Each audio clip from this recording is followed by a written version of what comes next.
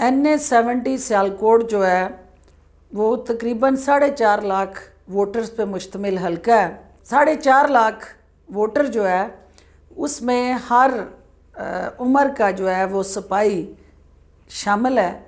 मेरे हल्का NA-70 के मोर्चे पे मौजूद मेरे सिपाहियों, मेरे बुज़ुर्गों, मेरे भाइयों, मेरी माँओं, मेरी बहनों, मेरी बेटियों, मेरी आपसे अपील है कि आप अपने वोट का दुरुस्त हक़ राय दही इस्तेमाल करने के लिए अपने मोबाइल से 8300 पे डायल करके आप पोलिंग स्टेशन और उसके साथ जुड़े दीगर मालूमात जो हैं वो हासिल कर सकते हैं, ताकि आपको पोलिंग स्टेशन पे जाके वोट डालने की जो खौफ, तज़ियत और परेशानी है उससे बचाया जा सके। क्योंकि जिसने डॉक्टर फिरदौस आशिक को वोट डालना है उसे अपने आप को वोट डालना है, क्योंकि मैं आपकी, आप मेरी शनाख्त हैं और हम एक दूसरे के वजूद का हिस्सा हैं। अपने वोट की तफसीलात के लिए शनाख्ती कार्ड नंबर 8300 पर SMS करें और वोट की मालूमात हासिल करें। शानदार हो पाकिस्तान,